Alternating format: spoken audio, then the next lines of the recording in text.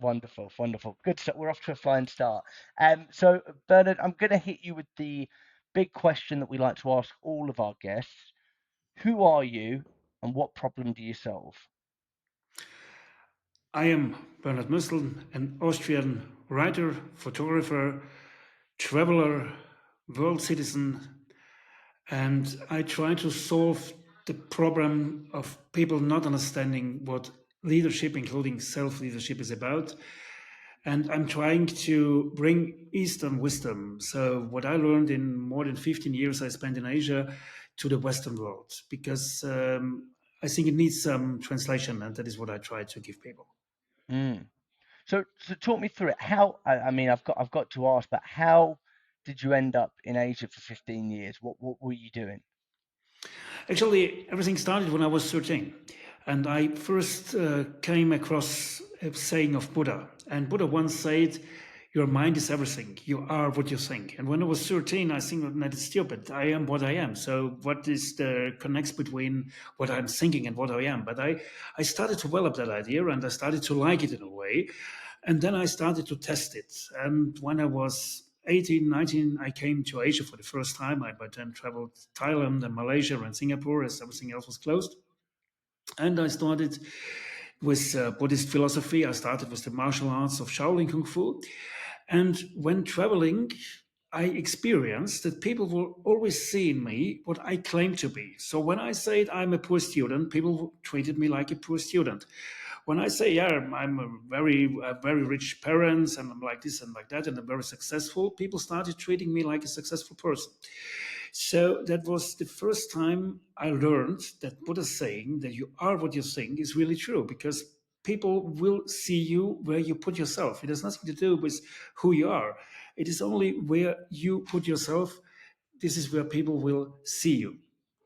And on the other hand side, being fascinated by martial arts, being fascinated by Buddhism, coming to Thailand in a way, it's coming to Asia, but then from Thailand was Asia. It was, as I said, it was only Thailand, Malaysia, Singapore that was open. The rest was closed. It felt like coming home. So for the first time, I felt being surrounded by people that thought like me. And I decided to come back. It was a lengthy stay. It was a 1 year stay at the beginning, and then followed many years. I usually spent the winter time in Asia. It followed 1 year in the monastery of Shaolin, where I started trained martial arts with the Shaolin monks. And so I became more and more attracted, going to India and to all the parts of Asia. And then there's loads to unpack there, so I'm excited for this conversation. And I always feel like every self-help book that I've ever read is a remix of the teachings of Buddha. That's what I always find. So I feel like everything. I read Mark Manson, I go, wait, the Buddha said that, but in a different way. Um, so so I guess what drove you then to come back to the Western world, and what was the synergy between kind of bringing your teachings and what made you feel like actually I can change people's lives by bringing this to the corporate Western world? Actually, there was a point when I understood that everything is about you. So, as long as you are not conscious, as long as you do not know who you are, and that is the idea of, let's say, the idea of Buddhism in a way, and the idea of Zen and the idea of everything I learned in these years in Asia, as long as you do not know who you are, there is no way to know who other people are. So we tend to always blame other people. We say this isn't working because of this or that doesn't happen, or this happens, or the government, or whatever. Okay, there are many things we cannot change, but we always have the choice to react differently on some situations we cannot change, and that all starts within you. And that was what I learned when I came to Asia, because even Asian people always told me it's up to you. It's not about whether it works or not. It's about how you make things work, and that fascinated me in a way. And then there was something else. I found that Asian people, in a way, they're like me. They will never confront. So Asian people will not fight you. They will do it from the backside. So they stab you from the back, always smiling, always friendly. They will never get aggressive. That doesn't mean they will accept everything. And in a way, I found myself there. It was the same. And I saw so many Western companies failing in Asia because they couldn't deal with Asian people. And for me, it was always some fun. It was always nice to be there, to be surrounded by them. So I say that might be a different approach of leadership in general. Mm. That sounds quite dangerous though. Like if surely if you're a business owner, surely you'd want to work with people that are going to be kind of disrespectful or deny you to your face rather than behind your back. So I guess how do you combat that? Like if you're saying that in the Eastern world people would probably stab you behind the back or they'd kind of disagree with you from behind. How do you deal with that? You need to pay very big attention. So let's give you I give you an example. An Asian guy is told, come tomorrow at 7. And the Asian guy would say, "Oh, it's really, really difficult. I cannot come. It's for me, it's impossible to be there at 7." So let's say the German manager, he would say, "Okay, but it's in your contract. It says you have to be there at 7, and I tell you, if you don't fulfill the contract, I fire you." Okay, so the Asian guy would not discuss. The Asian guy would say, "Yeah, okay, I got it. It's in my contract. I need to be there tomorrow at 7 in the morning." And tomorrow at 7 in the morning, the guy will be in bed. He will be sleep. He will be sleeping or do something else. He will not come. So that's the big difference.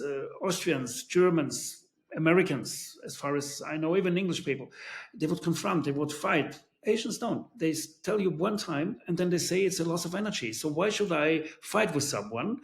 I told him if he is not willing to understand the problem, okay, shall he pay for that? Mm. So it's the loss of energy you spoke about. Yes. It's the idea is always not making your problems mine. So keep your problems with you and don't make them my problems. I tell you once, if you don't understand it, I keep the problem with you. Mm. But that's so that feels like it's learnt behavior for that side of the world. But how do say we're grown up and like we're not at that point in our lives, that's not our learnt behavior, that's not how we act. How do we adapt and how do we bring those teachings, I guess, into modern day lives to focus on the things that actually matter, the people that are listening to this? So it might be learned behavior, but you can learn it and you should learn it. So all over the world, I learned not to make other people's problems my problems.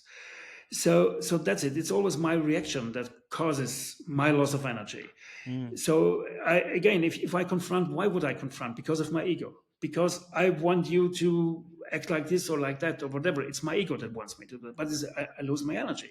So I tell you friendly, I tell you in your face, it is not possible. I cannot do it. And then I leave you alone with that. That is something we should realize because otherwise we lose our energy on useless battles, on useless fights, on all that. So we can learn it and we should learn it. one of my favorite, I guess, parables is the parable of the two arrows. Are you familiar with that one? No?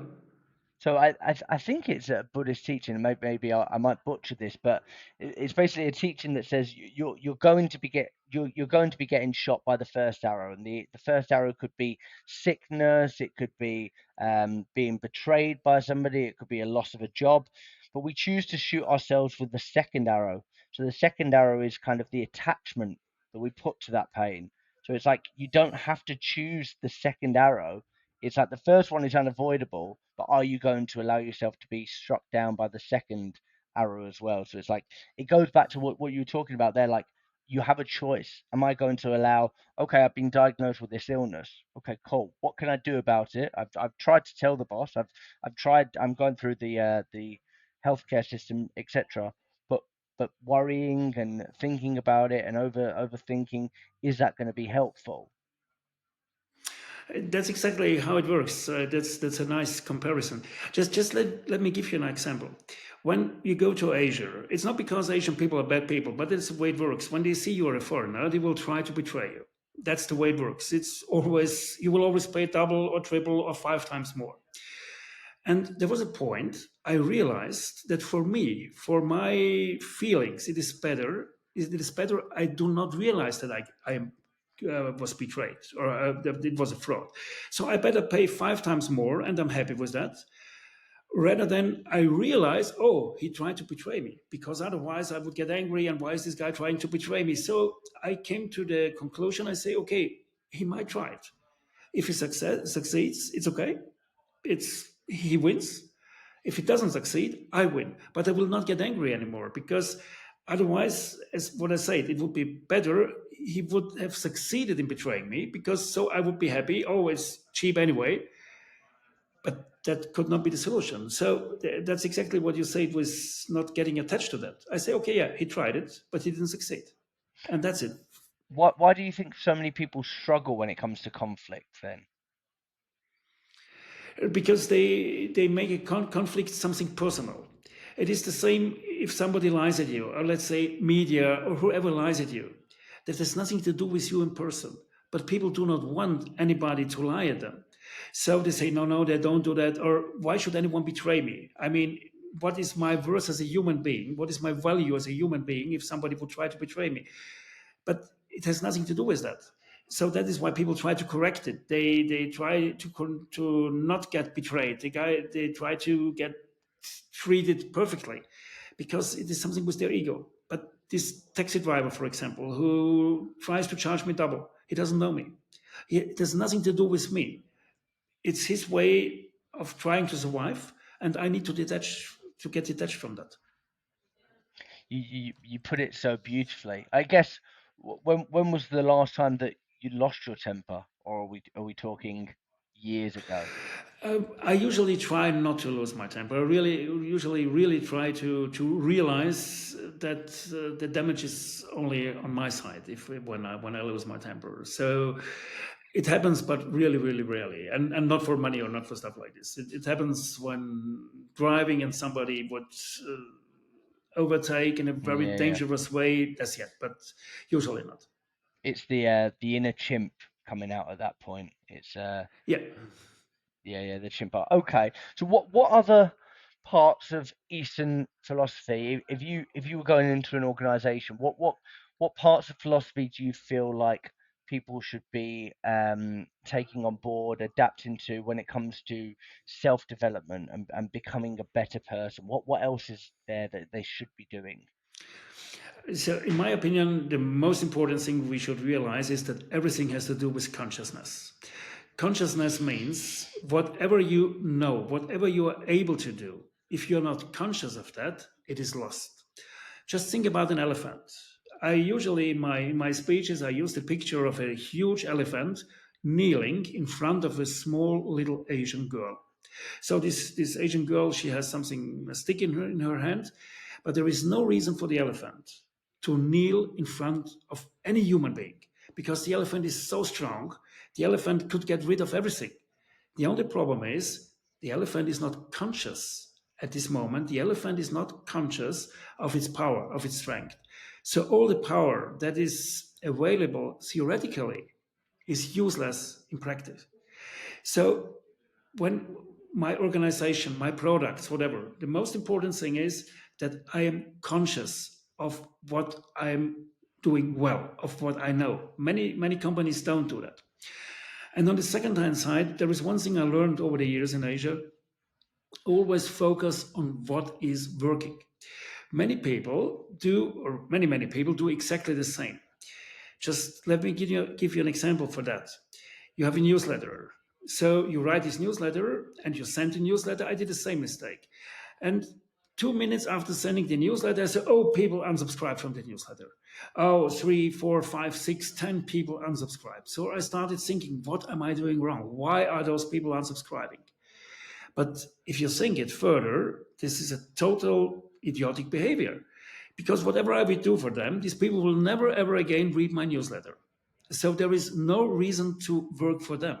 Instead, I should focus on why the others read my newsletter. What do they like? How could I Mm. emphasize that? But we always always have the tendency to emphasize on what is not working. We always know what we do not have. That is what Buddha defines as greed. So, looking on what is working and emphasizing that is probably the best way to success. It's so hard though. Like gratitude has become a practice of mine, and it's something that's taken years. What are are there any like techniques that you have, or that you'd give to the viewers of like how practical examples of how you can practice gratitude on maybe a daily basis? You can do it on a daily basis. You can do it personally as well as with your team. On a daily basis, I simply do it 1 minute before I fall asleep. I think what I'm grateful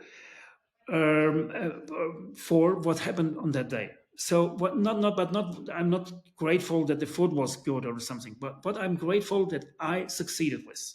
So let's say I had a great podcast with Jack, or I was invited in a podcast from somebody from Great Britain for the first time.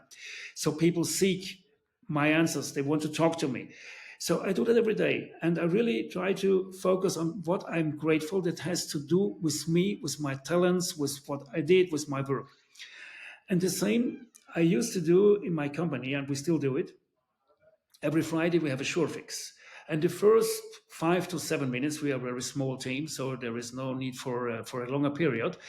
Everybody says, I am grateful that the last week we reached this or that goals. We got this client. We got this good review. So we only talk about what we are proud of. And if you do that for a while, you will see the changes very much in your mind. And gratefulness, uh, one of the reasons why people cannot be grateful or struggle with being grateful is because they never learned to to think in a good way about themselves. So just to say, yeah, I'm really good in that, and I really did a good job with that. So people usually avoid that. They say, yeah, I did not do such Mm. a bad work. But how can you be grateful if you are not allowed to talk in a good way about yourself?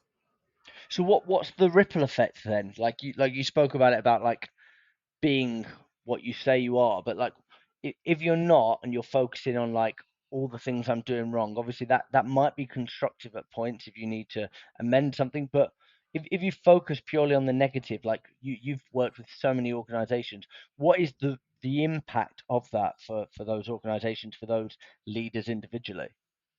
Actually, it's failure. It's simply failure because on the one hand side, clients will feel it. Just imagine you would go to a doctor, okay, and you need to have an operation at your heart or brain operation, something quite serious. And now you would ask this doctor, just to know, are you good in what you're doing? And now imagine the doctor would say, oh, I would never ever say that I'm good in what I'm doing. No, far away from that. I mean, nobody died till now, and I really, really try my best, but I would never ever say that I'm good. No, no, no, no. I'm far away from that. Is that what you want to hear? Or would you prefer the doctor say, yeah, of course. I mean, I'm a specialist. I've been doing this for 30 years, so of course I am the best. You're in the best hands you can be. I think that is what you would prefer to hear. But you will always say what you think about yourself. So if you feel that you are not the best, you will communicate that. You will, and your clients will feel it. And it's not about advertising yourself in a way. It's just about being sure of yourself. That's what people want. People want leaders that are sure from them of themselves. Sorry, because it's a matter of trust. I need to trust you. The same.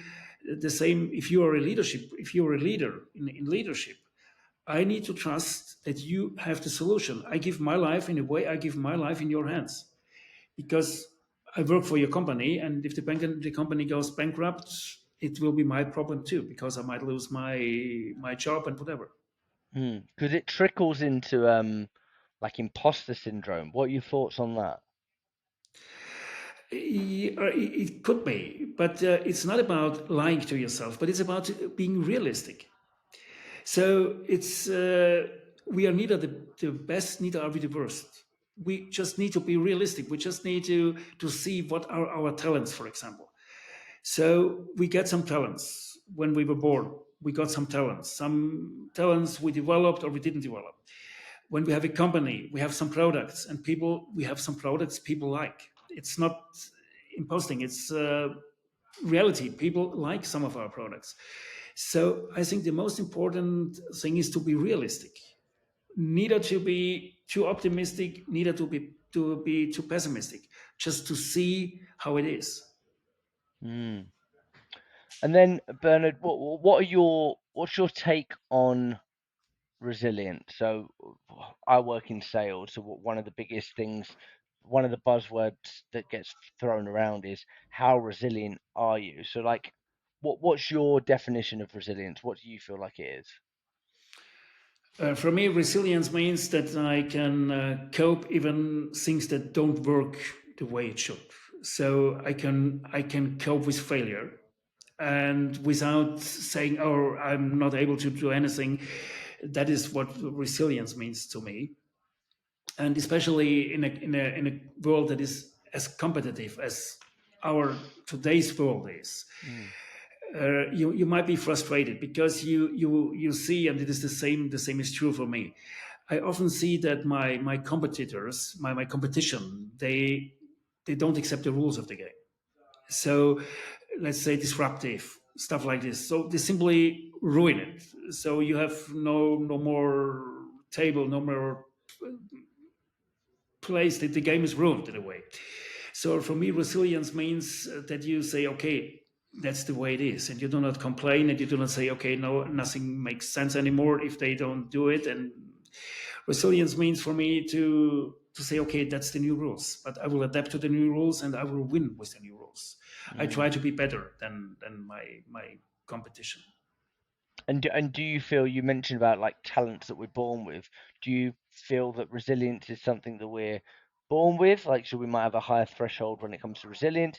Is it something that we just gather through life, or is it a skill that can be taught? I think it is a skill that can be taught and that can be trained, because it is all in your mind. It is only a decision. It's the same when I ask people whether they are happy or not. And I say happiness, in a way, is a decision. You decide whether you want to be happy. And it is the same whether you want to be on the winner side or you want to be on the loser side. And many people decide deliberately to be on the loser side because it's much easier.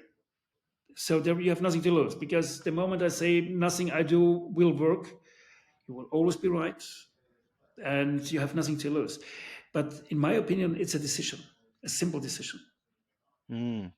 I heard a quote about pessimists and optimists a few weeks ago.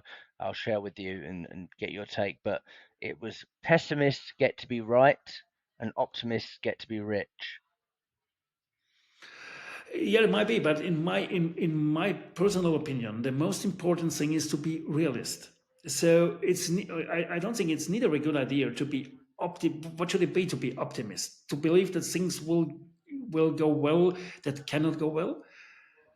I say for me that has to do with attention, with paying attention what is possible.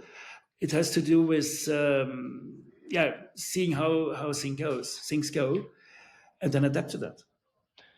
So let's put that in a goal setting environment then. So like, I guess when it comes to like setting goals, obviously we look at like the Elon Musks and the Steve Jobs of the world, and they have set some big dreams, some crazy, ridiculous dreams, but they they met those dreams and they met those goals. And there will be so many people that set those big dreams and goals that don't get there, but and I don't know enough about those men to say whether they're optimists, pessimists, or realists. But when it comes to setting goals and big dreams, surely if you've got an optimistic bias, you're probably going to be more likely to win and succeed, or is that wrong? I would not say that. I just if we ask ourselves the question, why do those people with these big goals don't reach them? My answer is because they don't believe in them. They just set big goals for them because they heard in a seminar, they read a book about motivation, whatever, and they set big goals, but they do not really believe that they can reach them. And that's the problem. You need to set goals you can believe in, you can believe you can reach. So then you will win. There So must how not be any doubt. so how do you build up the mindset to say like, these are the things I want to do, but at the moment, like I don't feel like I could ever, let's say hypothetically, I don't feel like I could ever own a $1 billion company. but like I want that. That's a goal, but I don't feel like I believe that I could ever do that because I grew up here and I'm working class and etc. etc. How do we get that mindset to say, yeah, all right, you believe it now? You just could do it from the other side. You just put yourself in the situation that you own already a $1 billion company. You put yourself in the situation and then you make an interview with yourself or with somebody else. And this person would ask you, okay, so what were the obstacles? How difficult was it to go there? How difficult was the way? What are your new goals now? You now own this $1 billion company. So actually, there is nothing our brain cannot process things like right or wrong. If you think that something is right, or if you think that something is wrong, it is only because you heard it many times or you saw it many times. If I ask you how much is 5 plus 3, you say 8. But why would you say it is 8? Because you heard so many times that 5 plus 3 is 8. There is no proof for that. There is no reason that you say that. It could be 9, it could be 17, it could be whatever. But you heard it so many times, so you don't put it in question. And it is the same. The moment you think many times, you imagine yourself being in your dreams in the evening, laying in bed in the morning, you imagine yourself being the CEO of a $1 billion company, it will become your reality. And you will act completely differently. You will act in a complete different way the moment it becomes your reality. You need to believe it. You need to see yourself. Yeah, of course. I can write a best-selling book, for example. I need to believe that. I need to tell it myself, because by telling it myself, there will be some synapses, some connections in my brain, and it will become my reality. Mm. So what's the I won't ask for your personal opinion, but I guess what is the Eastern Eastern take on manifestation? Is it cause and effect they talk about rather than like the laws of attraction and all things like that? Like what's the Eastern viewpoint on that? It's meditation. That is how meditation works. The idea of meditation is that you start thinking about something as many times as you need to manifest it. That's how it works. Because Eastern people say you are what you think and you become what you think.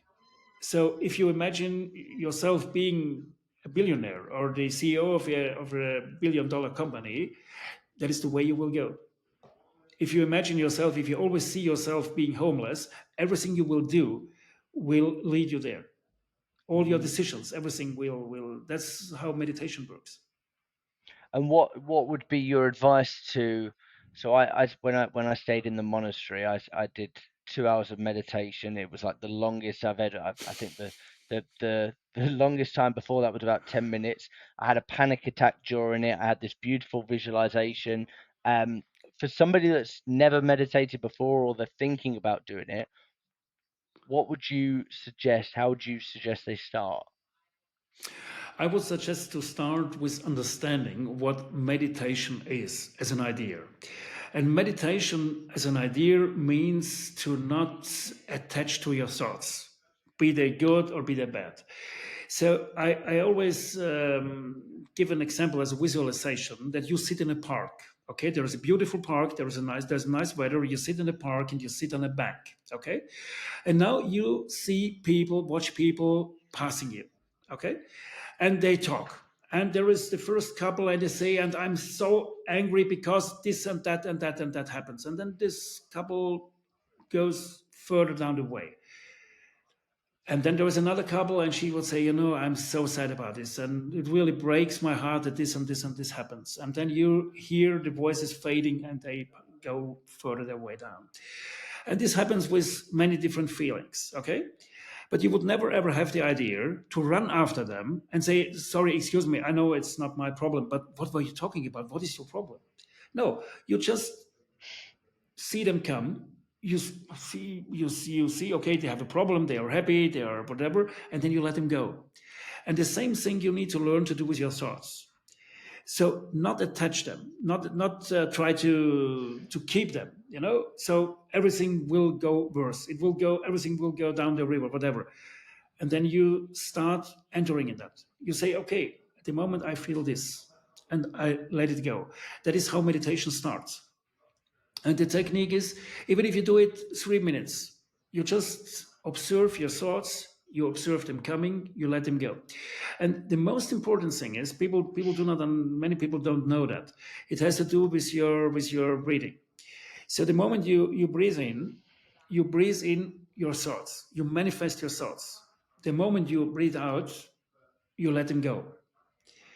So you should be during a meditation. That is the only thing, the only advice I would give, to be very careful. I let go when I think about letting go.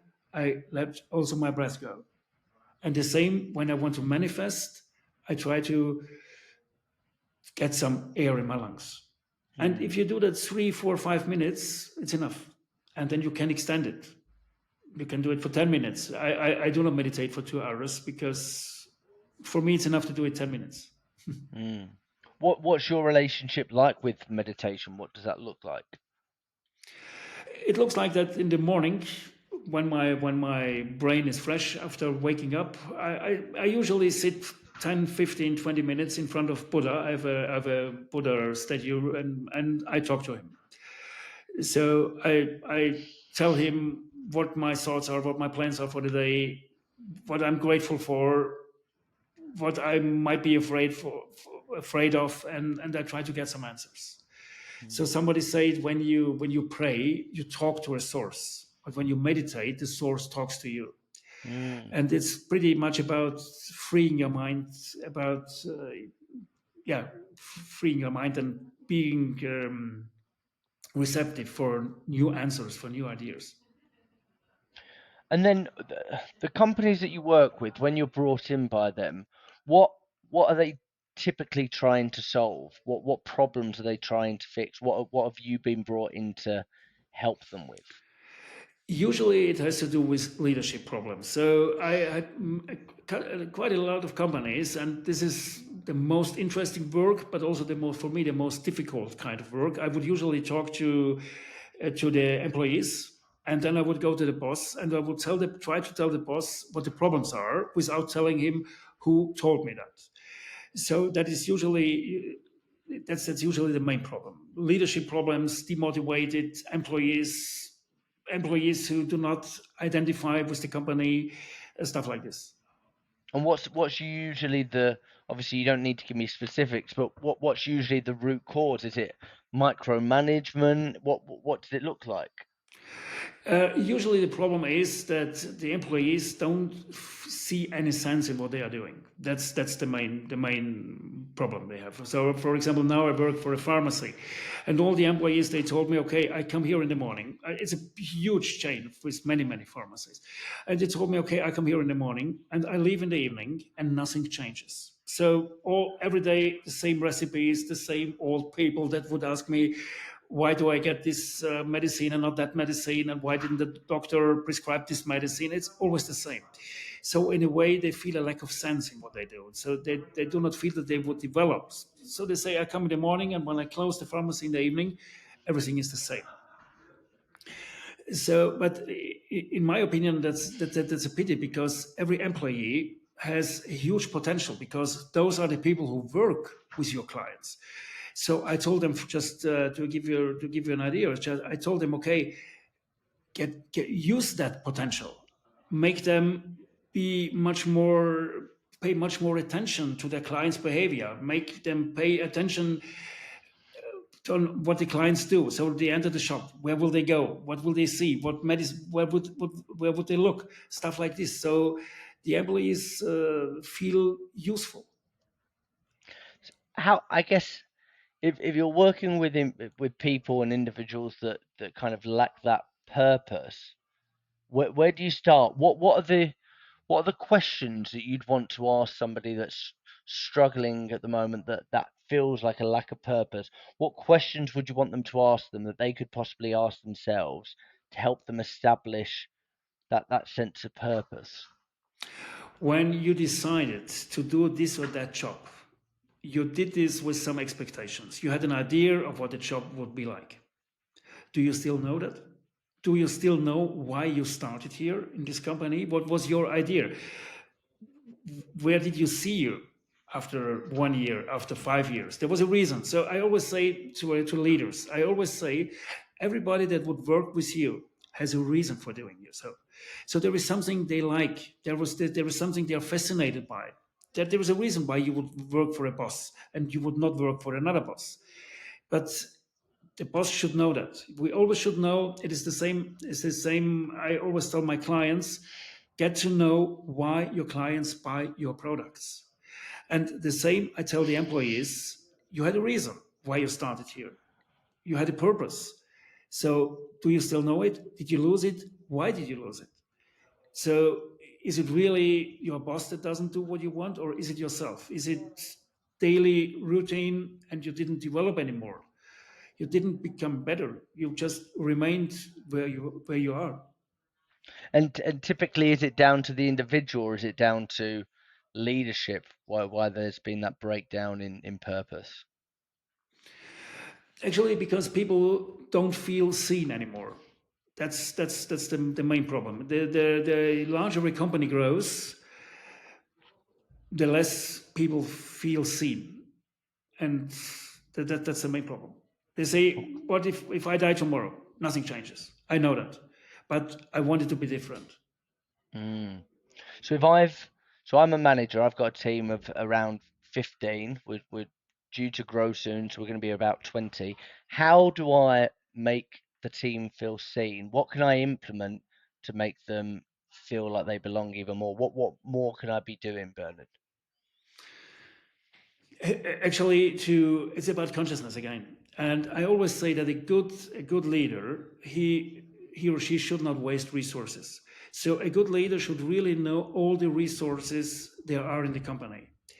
And the moment you know the resources and you say, hey, I say, hey, Jack, you're very good in talking. So I would need you. And I would tell you this, you feel seen. If I say, Jack, tomorrow you do the podcast, it's something else. But if I say, yeah, I really like the way you do it, you will feel seen. And there is one thing we should not forget, that power has nothing to do with violence. Power always works with that feeling of being accepted. Hmm. And that's what we can use. So this might be a really stupid question, but obviously every day's a school day. But I'm going to ask it. How often should leaders be doing that then? How often should leaders be making their team feel seen? Because is there a detriment to if every time I walk past someone I say something that makes them feel seen? Is there a detriment to that? No, I would not do that. No, I mean we are dealing with adult people. It's not that in the kindergarten that I always need to say how good everybody is, and people would feel that it's only a maneuver. So it's only kind of marketing, let's say like this. Yeah, yeah, of No, but course. it starts the moment I attach a job to you. I ask you to do something specifically, something bigger. At the moment I ask you to lead a project, the moment I tell you why I want you to do that, you feel seen. It's that easy. It has nothing to do with meeting at the ale and saying, "Oh, Jack, you are the greatest or the best." That might be the American style. No, but the moment I say, "Jack, I like the way you express yourself in English," for example, Mm, you will feel that it was not a coincidence that I chose you. You will say, okay, yeah, probably Bernard thought why he chose me and why he gave this responsibility to me. mm. And then, so what does this look like in the Eastern world? Like, would you say hands down they're better leaders, they're better managers than the West? Yes, I would say, but in a way, it's a total different companies. But it has to do with confronting, and it has to do with. I think that Asian people in general, they are very good in imitating. So it's one of the basic Asian ideas, one of the basic ideas of Zen Buddhism, to unite with your opponent, to become your opponent. So it's not important what you think. It's important what your employees, what your clients, whoever thinks. It's not important why you would buy a product or why you would buy your product. It's important why your clients buy your product. And that is what Asian people understand. So let's say I make a product and this product is extremely environment friendly. Okay. So I want my clients to buy this product because it is so environmental friendly. But maybe the reason why my clients buy the product is because they like the color, because they like my haircut, because whatever. So it always has to do with ego. And Asian people usually they step back from that ego. They say, okay, if you buy it because of the color, I give you more of that. It makes no difference. I do not force you to buy it for my reasons. And if you want to work in my company because you like my voice, because you like the way I handle you, whatever, if that is the reason, you are free to do that. But Western people usually they have we have so many expectations. So we do with some expectations. When you go in a shop and you say good morning, you do it with the expectation that the person working there would say, hi, good morning, the same. So you'll be very disappointed if this person would ignore you. Asian people say, no, don't do it. Do it for the thing, do it for saying good morning, but not with any expectations. And in my opinion, that makes them much better leaders because they step back from their ego. Mm.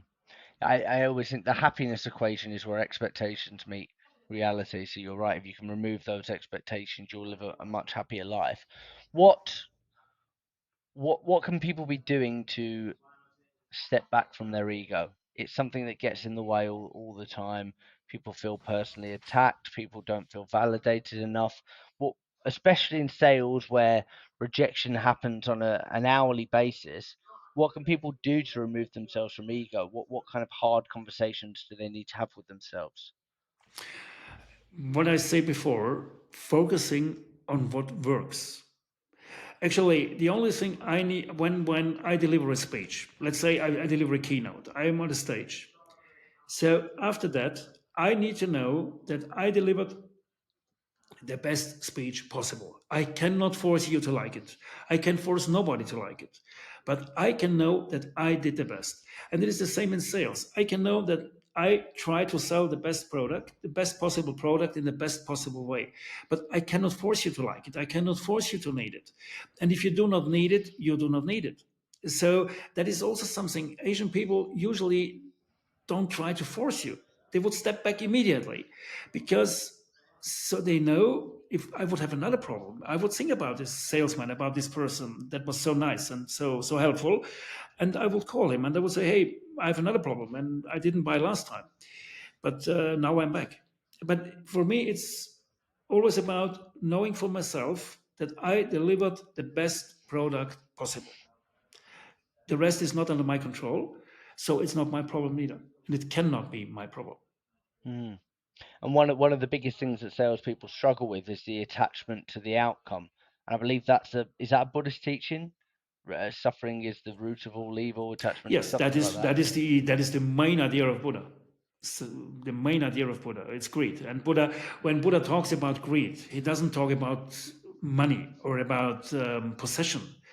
For Buddha, greed means that we want things to be differently than they are. So a situation is like it is, and we hate it. And instead of changing it, we suffer. And we see, Mm, oh, of course, it happens to me and only to me, and I'm the only person with that problem. Okay, that doesn't change the situation. That doesn't change the situation. So to detach yourself means to say, okay, for the moment, the situation is the way it is. I can change it in 5 seconds. But I will not complain that it happened to me and I'm always the poor guy and I'm always the loser or whatever. No, it's the way it is. No idea why, makes no difference. I can change it. mm. I have a new client, I have a new tribe. That's how Buddhists would handle that. Because people say, "Why me?" and the retort to that is, "Why not me?" Like, why not? There's a Actually, there is a Buddhist saying if you understand it, things are the way they are. If you do not understand it, things are the way they are. And that's pretty true. I love that. I sometimes confuse Buddhism and Stoicism and various other bits, but I think it's all an amalgamation. But there's whether you say you can or you can't, you're right, which is a similar kind Yeah, of that thought was process. Henry Ford. Yeah, that was Henry Okay. Ford. Yeah. So In a way, sorry, in a way, Buddhism and Stoicism they are quite similar. The ideas are quite similar. mm, They're not that far. Only the goal is different. So Break that down for me, Bernard. Then the goal is different. actually, the idea of Buddhism is that Buddha to explain the goal of Buddhism. Buddha, he was Hinduist, so his religion was Hinduism, and Hinduism, they believe in rebirth. So Mm, you will get reborn and reborn and reborn and reborn. And Buddha tried to find a way to get rid of that, so that it's not necessary anymore to get reborn, because Buddha said to live means suffering. And Buddha said, okay, you get reborn because your soul is greedy to live another life. So that's why you need to come back. The moment you are satisfied with whatever you have, there is no more reason to come back to this world. And then you will be free. That is the main idea. mm. And In a that's way, Nirvana. sorry. Nirvana, blowing out. Yeah, Is that what it's exactly. called? That means nirvana. Nirvana means that you are free. There is no reason, no more greed. You are happy with the way things are, and then there will be no more reason to come back to this earth. Oh, Bernard, I've absolutely loved this conversation. I could talk to you all day. Obviously, I have a real fondness for Buddhism. I guess let me ask you one last question before I let you go. What, apart from your own books, obviously, but what non-fiction books would you recommend to the listeners if they want to develop into better people, have more resilience, and become better leaders? What kind of what things from your library would you recommend? So I would recommend Sun Tzu, The Art of War, which is one of the best books that was ever written. I mean, this book is 2,500 years old, and it is still, for me, it is one of the best books on leadership, on self-development, on whatever. The second book I quoted many, many times is Miyamoto Musashi, The Book of the Five Rings. Musashi, he was a fighter, he was a sword fighter, he was a samurai, and he had incredible insights. It's a very, very thin book, but I think I read it for at least 10 times, if not more often. And he doesn't, what I like on these books, the same Sun Tzu and Musashi, he doesn't tell you how to do it. He just shows you some options. And you can think about it. And he says, okay, if a soldier, for example, to give an example that really, really fascinated me, Sun Tzu says, when the soldiers come to a river, observe them and observe what they do. Should the soldiers drink first before their horses, that means the enemy has no water. And just the idea of observing what other people do and make some conclusions of that. And it's so logical. So, of course, if they drink first and don't let their horses drink first, that means they ran out of water. So they have another problem and stuff like this. So he doesn't tell you what to do. He just says, okay, if it is like this, the situation is like this. Hmm, And he leaves it to you to develop your own ideas on that. beautiful. So, yeah. And I Sorry. was going to say, what's one quote that you live and die by? What's your favorite quote? My favorite quote is the one I started this podcast with, when Buddha said, "Your mind is everything. You are what you think." For me, this is the most powerful quote, and because it means I can change in every single second. I can change what I am, and I can change what I become. It's only up to me. An incredible conversation, Bernard. Thank you so much for joining us. I guess if people want to work with you, they want to check out your books, or they want to check you out, where can they find you? Easiest on my website, www.moestl.com. And then you just click on the English version and you will find everything in English. Beautiful. Thank you so much. Thank you so much, Jack.